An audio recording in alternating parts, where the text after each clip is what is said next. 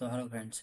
तो last video में आपने को अगर याद होगा तो मैंने उस पर बताया था कि एजेंट कैसे काम करते हैं, क्या है, और हमने अपने एजेंट पे क्या करवाया है, क्या चीज़ें हैं। और हमने डिसाइड किया था लास्ट वीडियो में कि अब मैं एक वेबसाइट बनाऊंगा और उसको होस्ट करेंगे। और उसी वेबसाइट के बेसिस पे हम यूज़र से कनेक्ट कर पाएंगे, और किसी को अगर रिक्वायरमेंट है तो मेरा कनेक्शन सिस्टम उसमें ही रहेगा पूरा। और उसी से हम अपना सास एप्लीकेशन यूजर्स को प्रोवाइड कराएंगे। तो इस वीडियो में हमने वही कवर किया है। इस वीडियो हमने कुछ चीज़ें कवर की हैं, जैसे एक डोमेन फाइंड करना, उसके बाद उसको परचेस करना, डोमेन परचेस करना, उसके बाद EC2 सर्वर सेटअप करना, इस ताकि हम अपनी वेबसाइट होस्ट करेंगे वहाँ पर। हमने एक कोड अपना जेंगो कोड जेंगो में लिख के उसको गिटहब पे अपलोड किया है। फिर हमने जेंगो EC2 पे अपना कोड अपलोड किया है फ्रॉम द गिटहब। एंड उसके बाद फिर हमने उसको सेटअप किया है पोस्टग्रेस से। डेटाबेस हमने चेंज किया उसका, जो कि हमने पोस्टग्रेस से सेटअप किया है। और पोस्टग्रेस जो है हमारा, वो दूसरे EC2 पे ऑलरेडी होस्टेड है इन डॉकर फॉर्मेट, जो हम सिस्टम में यूज़ नहीं कर रहे हैं। इससे हमारा सर डेटाबेस एक अलग सिस्टम पे रहेगा, और हमारा प्रोजेक्ट जो है वो एक अलग सिस्टम पर रहेगा। ठीक, तो इन केस अगर हमारा प्रोजेक्ट जला भी जाता है तो हमारे पास बैकअप में डेटाबेस रहेगा, और प्रोजेक्ट हमारा बैकअप गिटहब में रहेगा। यही एक स्ट्रक्चर वे होता है एक बड़े प्रोजेक्ट को करने के लिए, ताकि आप हर एक चीज़ एक जगह ना रखो। तो जैसे कि अब मैंने बताया पोस्ट के सेटअप किया करेंगे हम। उसके बाद पोस्ट के सेटअप करने के बाद हम वेबसाइट को लाइव करेंगे, जो कि हमारा पहले IP से चलेगा। क्योंकि IP पे हम अभी हमने डोमेन GoDaddy से लिया है, लेकिन GoDaddy पे हमने लिया नहीं है। तो हम GoDaddy से पहले हमने अपनी वेबसाइट को लाइव करेंगे अपने IP पे लाइव होने के बाद फिर हम उसको सेटअप करेंगे, ताकि वो बैकएंड में चलता रहे जब तक, क्योंकि अभी तक जब टर्मिनल चलेगा तब तक चलेगा। हमें उसके सर्वर को बैकएंड में चलाना है ताकि वो ऑटोमेटिक चलता रहे। फिर हम स्टैटिक फाइल सेटअप करेंगे। वो सब होने के बाद फिर जब ये चल जाएगा IP पे, फिर हम अपना डोमेन लेके आएंगे अपने AWS पे, EC2 पे। तो उसके बाद हम डोमेन इसमें पार करेंगे अपना, और डोमेन हमारा जैसे इसमें आ जाएगा, हमारी वेबसाइट डोमेन से चलने लगेगी। तो ये सारा काम आज हम करेंगे, और इस वीडियो में यही है। ये वीडियो थोड़ी फास्ट फॉरवर्ड है, क्योंकि बाकी मोस्टली इसमें कोडिंग वाला काम है और सेटअप करना है सर्वर का। तो वही चीज़ है इसमें। तो इसमें इस वीडियो का मेन मोटिव यही है कि हम सर्वर सेटअप करके आपको एक एक प्लेटफॉर्म दे सकूं मैं आप लोगों को। तो इन केस अगर आप कोई क्वेरी चाहते हैं, कोई क्वेरी, तो आप उसमें कनेक्ट कर सकते हैं। मेरे टूल्स के बारे में और इन्फॉर्मेशन चाहिए तो आप वेबसाइट पर जा सकते हैं इसी के लिए। आगे चल के ये और बिल्डअप होगा बैकएंड में। इसको आसानी से हम वर्डप्रेस पे कर सकते थे, लेकिन वर्डप्रेस एक तो मुझे बहुत मैसी लगता है, और वो कॉम्प्लेक्स वेबसाइट के लिए नहीं होता है। वो मोस्टली ब्लॉग के लिए ही होते हैं, एक अच्छे कॉम्प्लेक्स। तो यहाँ पे हम सबसे पहले हम एक डोमेन लेंगे। तो पहले हमें डोमेन के लिए रिसर्च करना होगा। ये वीडियो अब फास्ट फॉरवर्ड में चलेगी ताकि आपको चीज़ें ज़्यादा टाइम ना देना पड़े इसमें। तो एक अच्छा डोमेन होना बहुत ज़्यादा ज़रूरी है, क्योंकि बिना डोमेन के आप वेबसाइट लॉन्च नहीं कर सकते। और दूसरी बात, जैसे मैंने सोचा था कि हम लीड जनरेट करेंगे, तो मैं कोल्ड मेल भेजूंगा अपने टूल के लिए, लोगों को इन्फॉर्म करने के लिए। लेकिन गूगल की पॉलिसी है कि आप डोमेन ईमेल के बिना नहीं भेज सकते हैं। आप पर्सनल ईमेल से कोई कोल्ड मेल नहीं भेज सकते हैं। तो उसके लिए फिर हमको एक डोमेन चाहिए था। तो मैं पहले डोमेन सर्च कर रहा हूँ अपने लिए एक अच्छा। और डोमेन नेम सर अच्छा इसलिए भी होना चाहिए क्योंकि देखिए वो आपकी आइडेंटिटी बनता है, इसलिए आपको डोमेन की हिस्ट्री वगैरह भी चेक करना चाहिए। तो पहले पार्ट में हम पहले डोमेन सर्च करेंगे को अपने लिए अच्छा है, जो कि मुझे मिल गया था। अभी मैं और देखता हूँ, इसमें आपको दिखेगा हमें कौन सा डोमेन हमने लिया है। और उसके बाद फिर हम इसको बाय करके अपने EC2 को सेटअप करेंगे। ये आप देख सकते हो कि मैं डोमेन फाइंड करने के लिए एक अच्छा डोमेन, मैं उसके हेल्प ले रहा हूँ चैट जीपीटी। एक्चुअली मैंने पूरा सेटअप करने के लिए ही चैट जीपीटी की ही हेल्प ली है, जिससे मैं एक सही डोमेन और सही एक सेटअप बना सकूँ स्ट्रक्चर वे में। तो अभी इसमें चल रहा है, मुझे एक डोमेन मिला है, लेकिन ये देखो आप में दूसरा नाम जो मिला है, ट्राई करते हैं उसे। ये है कंप्यूटर एडार। तो ये हमें एक सही डोमेन मिला है और मैंने शायद इसी को परचेस किया है। हम बाकी और डोमेन देख रहे हैं। फिर मैंने इसकी डोमेन हिस्ट्री भी चेक करी है कि डोमेन हिस्ट्री क्या रही है इसकी।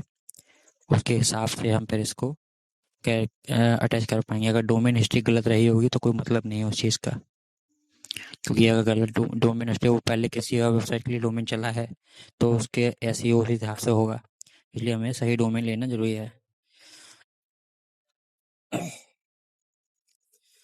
तो ये मैं अननेसेसरी चीज़ें हटा रहा हूँ अपनी। क्या क्या है मेरे पास, मैं केवल डोमेन लूँगा। हाँ, बाद में मुझे सिक्योरिटी भी लेनी पड़ी थी इसकी, प्रोटेक्शन, जो आप देखते हैं सेकंड नंबर पे, तो वो भी लेनी पड़ी थी। वो बाद में आगे चल के मैंने बाय की है, लेकिन मेन पर्पज़ हमारा इसमें केवल डोमेन लेने का ही है। हमने बाकी सारी चीज़ें हटा दी हैं अपनी। हम एक बार फिर से एक कोई और डोमेन पे सर्च कर रहे हैं। अवेलेबल है, तो कि हम मोस्टली यूएस और ऑल इंडिया कंपनी को आइडेंटिफाई करेंगे, मतलब पॉइंट करेंगे। तो मैं डॉट इन तो वो भी चलता है, लेकिन डॉट कॉम ही बेस्ट रहता है। तो हम डॉट कॉम पे ही आगे बढ़ेंगे।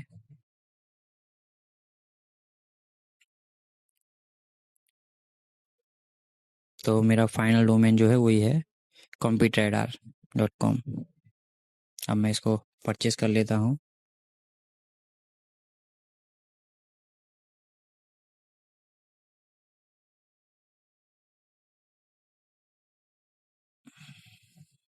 तो ये देखिए मेरे वेबसाइट में आ गया है क्या।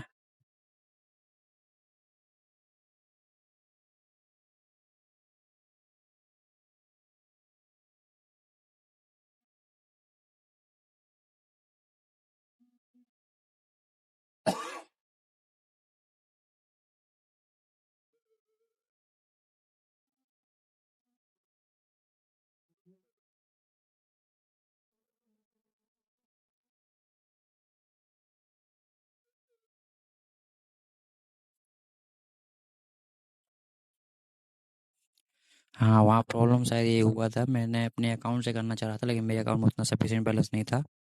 तो यहाँ पर मैं अब क्रेडिट कार्ड से ट्राई करूँगा।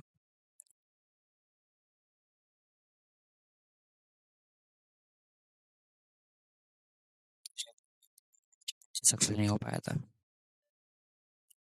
तो देखिए अभी ये परचेज सक्सेस हो गया। ये कुछ इन्फॉर्मेशन मांग रहा है, ये पता नहीं क्यों मांग रहा था, नेसेसरी नहीं थी, क्योंकि हम तो अपना वेबसाइट AWS पे सेटअप करेंगे।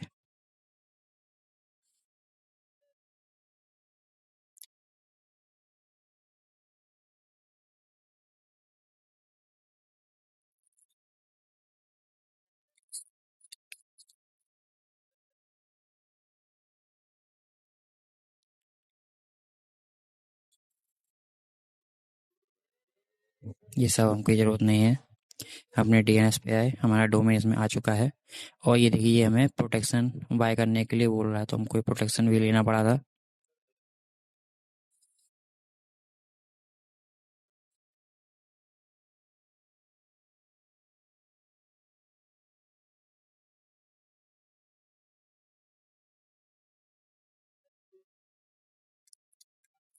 बाय किया है।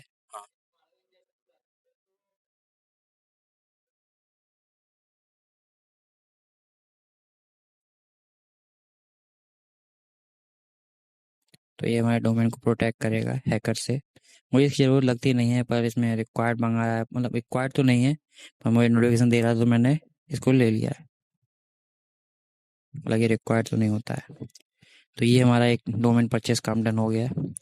अब हम अपने AWS में जाके एक EC2 सर्वर सेटअप करेंगे। ये हम अपना सर्वर जो है वो EC2 में ही बनाएंगे, क्योंकि मुझे वही ठीक लगता है, वो कस्टमाइज हो जाता है अपने अकॉर्डिंग।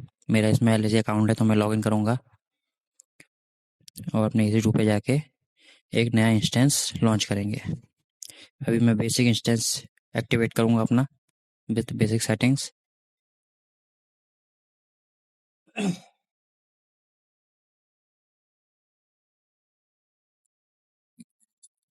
नाम डाल दिया इंस्टेंस का,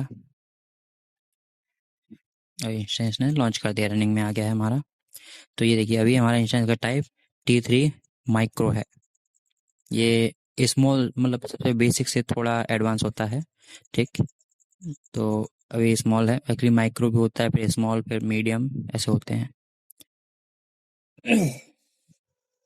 तो यहाँ पे मेरा जैसे इशू सेट हो गया है, मैं उसका इलास्टिक आईपी सेट कर रहा हूँ। इलास्टिक आईपी क्या होता है कि जब भी आप इंस्टेंस रिस्टार्ट करते हो उसका आईपी चेंज हो जाता है।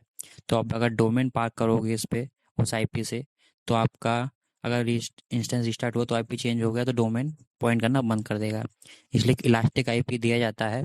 तो आपके पास दो आईपी होते हैं, एक प्राइवेट आईपी जो कि उस खुद का होता है, इस सिस्टम का, EC2 का, और एक इलास्टिक आईपी जो चेंज नहीं होता है रिस्टार्ट करने पर भी। तो हमने इलास्टिक भी सेट किया। अब यहाँ पर हम अपना सर्वर सेटअप करना स्टार्ट कर रहे हैं। तो इसमें हम सबसे पहले अपने गिटहब से कोड लेके आएंगे यहाँ पर। तो हमने कुछ लाइब्रेरी इंस्टॉल करके और उसके बाद हम इसमें गिटहब से कोड लाएंगे। पहला काम हमारा वही रहेगा। मैंने कोड ऑलरेडी कर रखा था सैटरडे संडे को किसी और सिस्टम से, और उसको मैंने अपने गिट पे डाला। और अब गिट को हम इसमें ऐड करेंगे।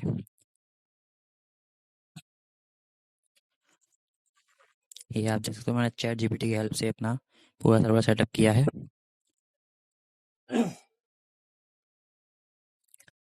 ये मेरा गिटहब अकाउंट है।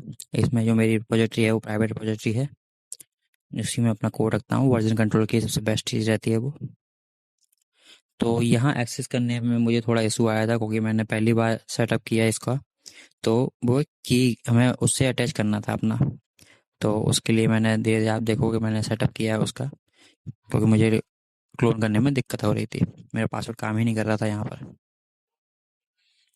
तो मैंने उसके लिए बताया उन्होंने कि आपको ऐसा सेटअप करके अपने EC2 को गिटहब से कनेक्ट करना पड़ेगा। इससे फ्यूचर में भी ऑटोमेटिक ले लेगा।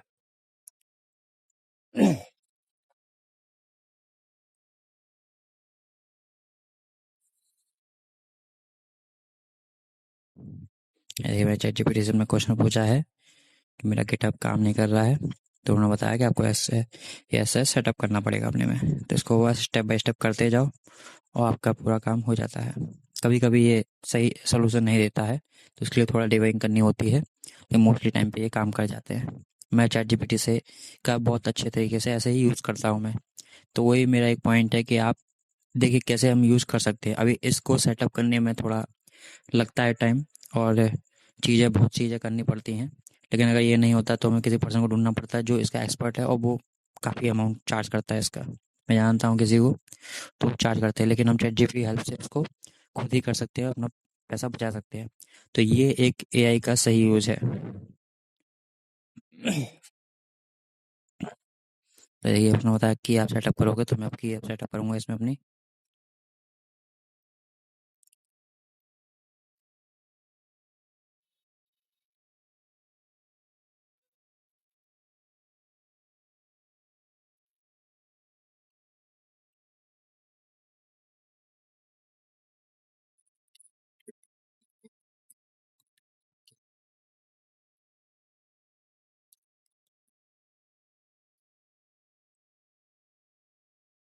ये पता नहीं क्यों लॉगिन मांगने लगा था, इसकी रिक्वायरमेंट भी नहीं थी।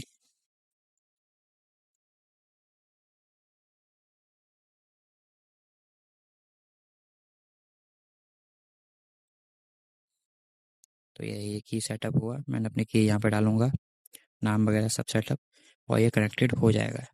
देखिए मुझसे पूछ रहा है परमिशन, यस नो। मैं यहाँ पे यस टाइप करूँगा। कंफर्मेशन जो मैंने पे इसको भेजा, क्योंकि मुझे इसका आइडिया नहीं था क्या है ये। इसने बोला यस करो, मैंने यस किया। और फिर जब मैंने गिट क्लोन किया तो मेरा गिट क्लोन हो जाएगा वो पूरा डेटा।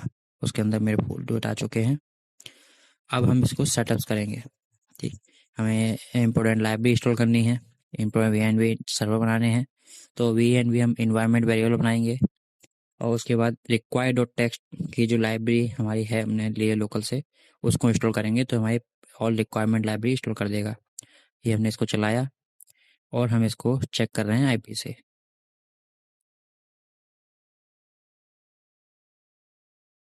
ये स्टैटिक आईपी है। इससे हमने इसको चेक किया, अभी ये चल नहीं रहा है। तो उसके लिए क्या सेटअप करना होगा?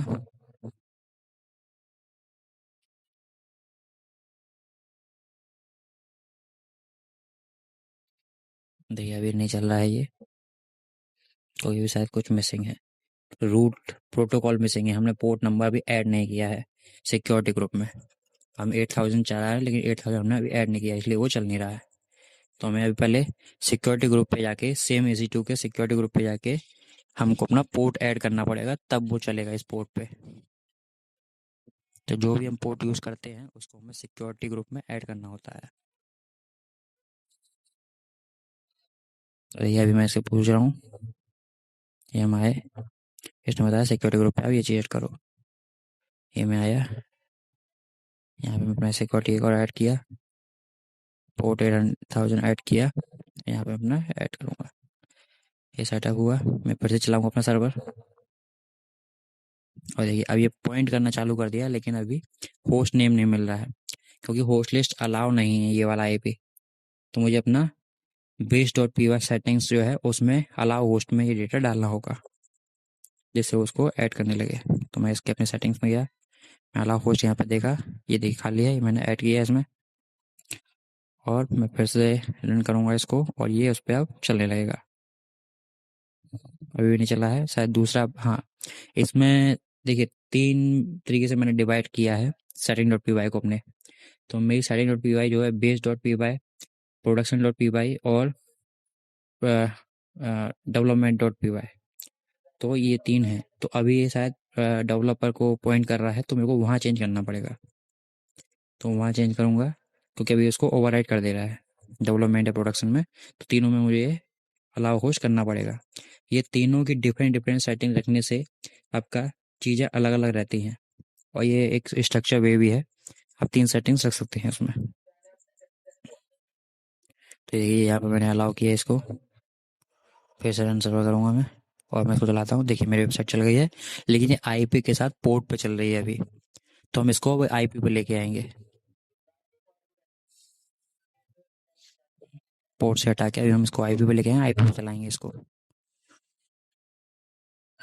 तो उसके लिए हमें शायद JNX इंस्टॉल करना होता है। देखिए अब हम पहले N8N सर्वर पे गए, हमने पोस्टग्रेस सेटअप करेंगे अपना,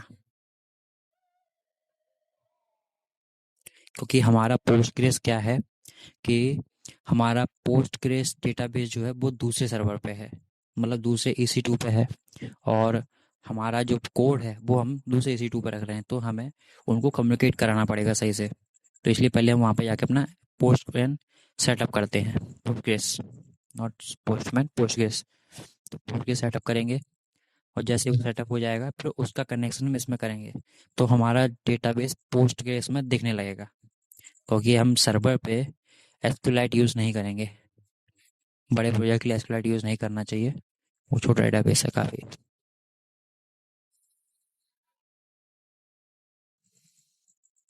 तो इसमें कुछ प्रॉब्लम आई थी।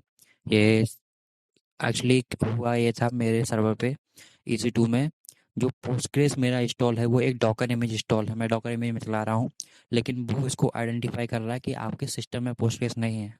तो उसी वजह से कन्फ्यूजन हुआ ChatGPT, तो मैंने उसको बताया कि भाई मेरे सिस्टम में डॉकर इमेज में वो चल रहा है, तो मैं अलग से क्यों इंस्टॉल करूँगा। तो उसके बाद उसने मेरे को सही कॉन्फ़िगरेशन दी, उसके हिसाब से फिर मैंने सेटअप किया उसका, और फिर वो सेटअप हो गया।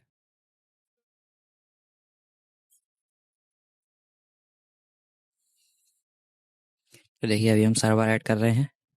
सर्वर ऐड करने के लिए हमें सही IP यूजर नेम पासवर्ड चाहिए होगा अपने पोस्ट केस का।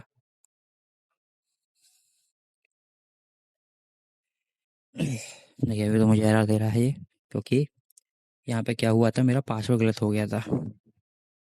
तो मैंने इसके कॉन्फ़िगरेशन से पासवर्ड निकाला और फिर इसको ट्राई किया, तो ये कनेक्ट हो जाता है। तो उससे मुझे एक डेटाबेस मिलता है, और फिर हम अपने डेटाबेस बनाते हैं।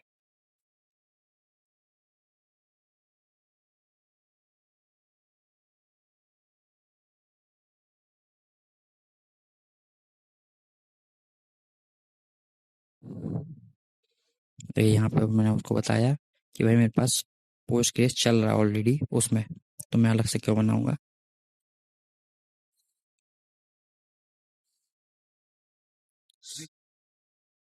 यहाँ बताया address already, port number already use हो रहा था।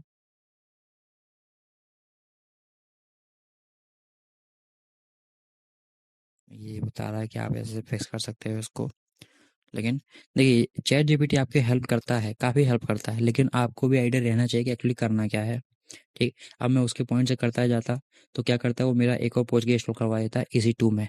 जो तब क्या होता है, मेरे पोर्ट मिसमैच हो जाते। ठीक है, मेरा डॉकर में भी चल रहा था और वैसे भी चलता फिर, तो मिसमैच होता, वो कभी नहीं चलता। तो ये हमको भी आइडिया रहना चाहिए कि वो कैसे काम कर रहा है, तब जाके वो हम उसको चैटजीपीटी से ही हेल्प ले पाएंगे। अभी देखिए अभी भी कनेक्शन नहीं कर पा रहा है, तो फिर मैं उसको समझाता हूँ भाई कि ये इशू है, ये स्ट्रक्चर है उसमें, तो तब मुझे एक सही सोल्यूशन देता है वो।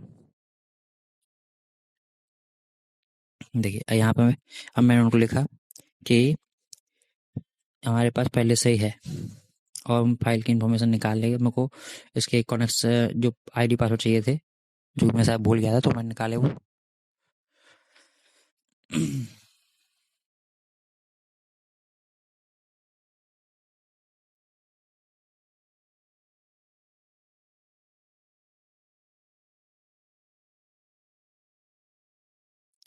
ये आईडी पासवर्ड इसमें हाइड नहीं हुए हैं, तो मैं इसको चेंज करूँगा बाद में। हम्म, तो जैसे ये वीडियो अपलोड हो जाएगी तो मैं इसको अपडेट कर चेंज करूँगा। तो देखिए अभी ये मैंने दोबारा सेटअप किया है इसका।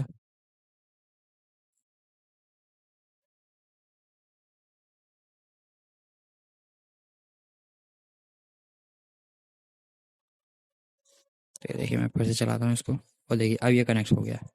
आप देखते हो मेरे साइड में डेटाबेस आ गए। ठीक, अब मैं वहाँ पे एक नया डेटाबेस बनाऊँगा अपना।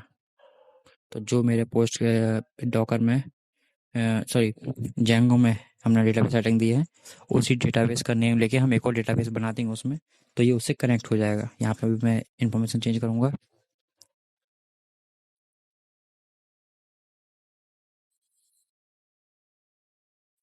तो ये इन्फॉर्मेशन मैं यहाँ अपडेट करूँगा अपनी।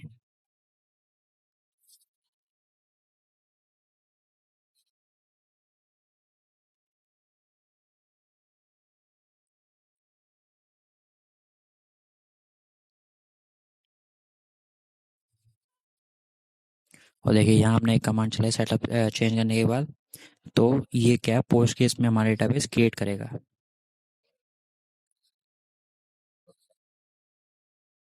ये थोड़ा वेट लेगा, अभी कुछ इशू आ गया है, शायद कुछ ने उसका ऐसे हुआ है, क्या बोलते हैं, परमिशन का। देखिए हमको वाईपी पोर्ट वगैरह सही देना पड़ेगा। कनेक्शन टाइम इज नॉट, तो ये देखिए हमने कुछ कमांड फिर चलाई हैं, कनेक्शन टाइम आउट इशू आया है।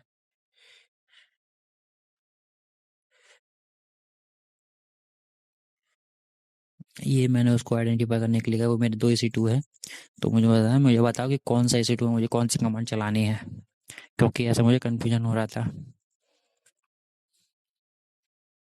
तो उसने स्ट्रक्चर समझा मेरा, और फिर उसी हिसाब से मुझे वो बताता है कि कौन सी कमांड कहाँ चलानी है। ये थोड़ा पेचीदा तो रहता है, पर इससे काफ़ी हेल्प मिलती है, और अगर आप इसकी जगह क्लाउड वाला यूज़ करेंगे तो वो और बेटर आंसर देता है। उसमें दिक्कत ये होता है, वो कभी भी आंसर देना बंद कर देता है जब उसकी स्टोरी भर जाती है। ये अभी तक तो चलता ही है काफ़ी, मैं काफ़ी टाइम से यूज़ कर इसका चैट सिस्टम, चैट विंडो काफ़ी मेमोरेबल है।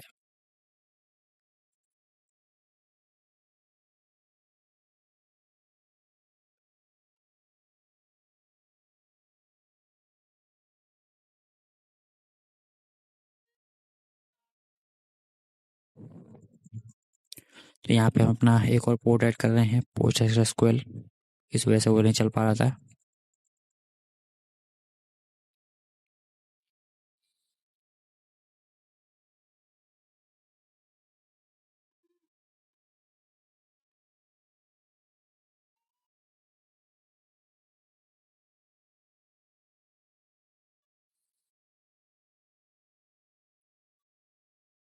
तो ये हमने सेटअप कर दिया है दोबारा। हम फिर से वो कमांड चलाएंगे, और देखिए डेटाबेस ने क्रिएट कर दिया। अब इसमें आएंगे तो हमारा डेटाबेस इसमें मिल जाएगा। ठीक है, ये सारा डेटाबेस हमको मिल गया है।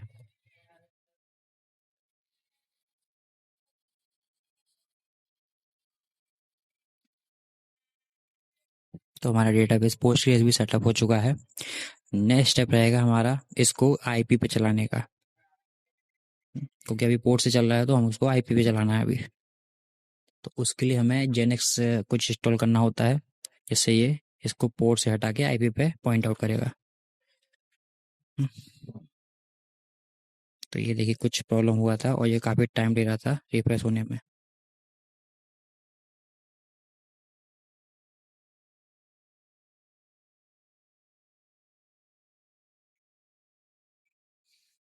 तो यहाँ पे एक प्रॉब्लम हुआ था। प्रॉब्लम क्या हुआ था कि मेरा जो EC2 है जिस पे मैं जेंगो सेटअप कर रहा, जब मैंने जेंगो कोड इसमें डाला तो क्योंकि इसमें मीडिया फाइल्स भी थी तो ये फुल हो गया।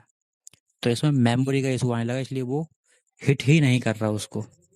तो इसको आइडेंटिफाई किया मैंने कई जगह 2-3 बार कि क्या इसका इशू है। हालांकि कई और सॉल्यूशन भी होते हैं इसके, कि स्वैपर क्रिएट करना या मेमोरी बढ़ाना, लेकिन मैंने अभी अपना टाइप चेंज कर दिया। इंस्टेंस टाइप हम इसमें चेंज करेंगे, अभी आप देखोगे कि मैंने कई सारी चीज़ में ट्राई किए लेकिन वो काम नहीं करी। मैंने स्वैपर भी क्रिएट किए, लेकिन फिर मैंने लास्ट में आके इसका इंस्टेंस टाइप चेंज किया। तो इंस्टेंस टाइप मैंने क्या किया, इसका मैंने T3 स्मॉल से हटा के T3 मीडियम कर दिया इसको। तो उसमें हमको रैम ज़्यादा मिलती है। उसके बाद ही हमारा चलने लगा था। देखिए मैं आपको बताता हूँ इसमें कैसे कैसे होता है।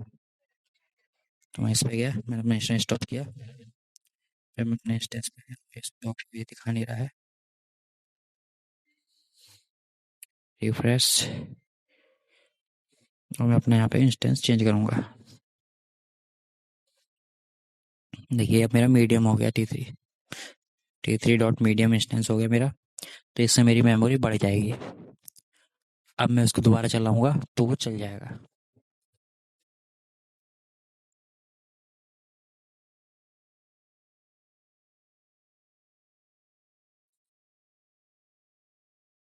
देखिए अभी आ गया पर बैट रिक्वेस्ट आ रहा है।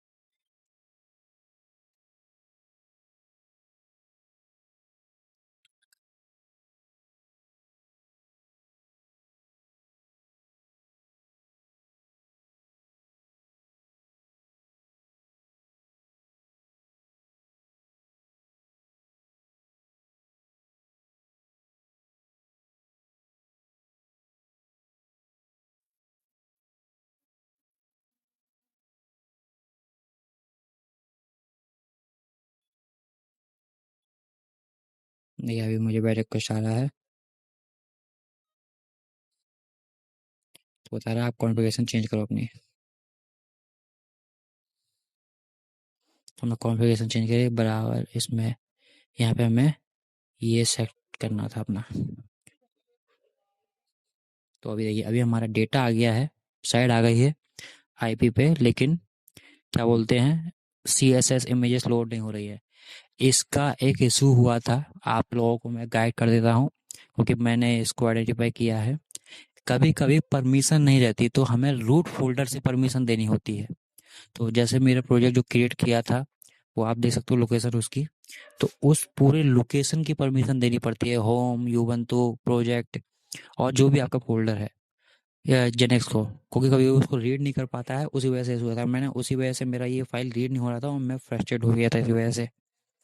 तो आप देखो मैंने कितनी चीज़ें ट्राई करी लेकिन वो आया नहीं। फिर बाद में उन्होंने बताया कि आप उसमें ये चीज़ चेंज करोगे, परमिशन दोगे तभी वो चलेगा। तो देखो मैंने बाद में परमिशन दी और फिर वो चल जाता है। नहीं अभी भी मेरा लोड नहीं हुआ है ये।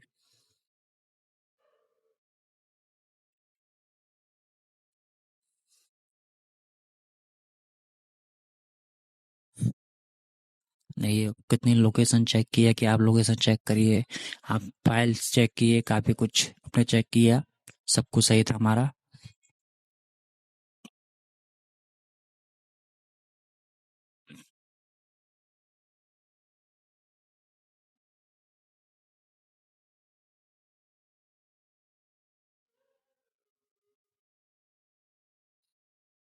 हमने particular CSS app file check की, वो भी नहीं आ रही थी। मैं कई तरीके से ट्राई किया लेकिन वो नहीं काम किया।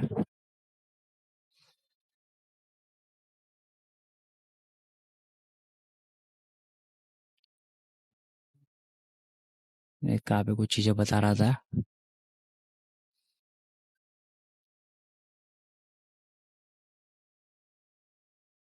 लेकिन वो काम नहीं किया। तो यहाँ देखिए, यहाँ अब मैंने परमिशन दी हूँ सबको।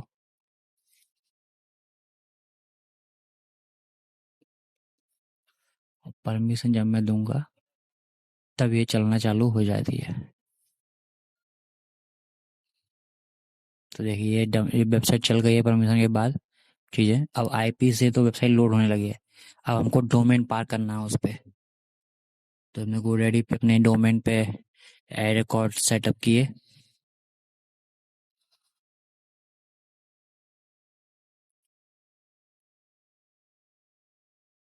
ये रिकॉर्ड हमने जब सेटअप किया, हमारा डोमेन इसमें आ जाएगा। हमें कॉन्फ़िग चेंज करनी पड़ेगी उसकी, और हम फिर SSL ऐड करेंगे इसमें, जिससे वो HTTPS पे हो जाएगा।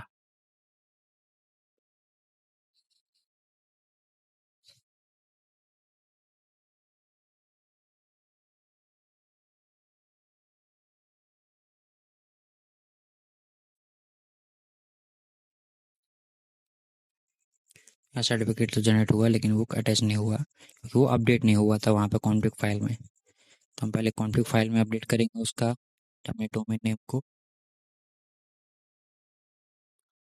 तो देखिए हम गए उसमें, हमें ये फाइल ये अटैच करना था। यहाँ पे भी हमारा आईपी था, ये अटैच किया हमने। अब फिर से हम वही चलाएंगे, इससे एसएल सर्टिफिकेट ऐड कर देगा वो उसमें।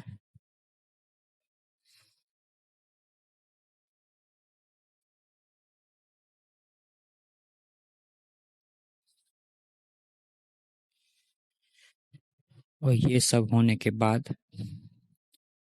जैसे ये सेटअप हुआ,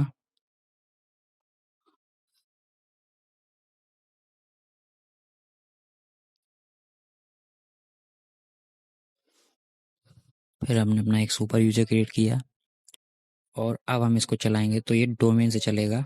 देखिए वेबसाइट आ गई हमारी, और हम इसमें अब लॉगिन कर लेते हैं अपने एडमिन पैनल में। हमने लॉगिन किया है, हमारा डेटा दिखा रहा है।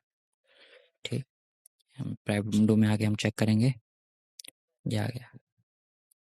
अब आप देखिए ये हमारी वेबसाइट तैयार हो चुकी है। हम अपने FAQ पे गए, यहाँ में अपना फॉर्म भर सकते हैं। कोई भी नया यूज़र आएगा अर्ली एक्सेस के लिए, तो अपना फॉर्म भरे, या कोई भी क्वेरी हो वो अपने डाल सकता है इसमें इन्फॉर्मेशन। मेरी कॉन्टैक्ट इन्फॉर्मेशन भी नीचे दी हुई है, वो रियल है।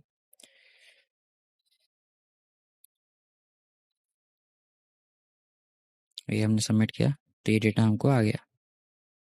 ठीक है, हम इस पर रिप्लेस करेंगे तो डेटा एंटर हो गया हमारे, और हमारे डेटाबेस में भी इसकी एंट्री आ जाएगी।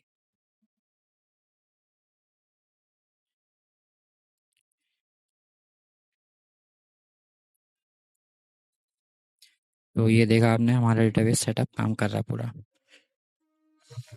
तो ऐसे हमने अपनी पूरी वेबसाइट होस्ट करी, और अब हमारी वेबसाइट लाइव है। आप इसको चेक कर सकते हैं, जो है computerradar.com। तो यही है आज की वीडियो में, मिलते हैं अगली वीडियो में।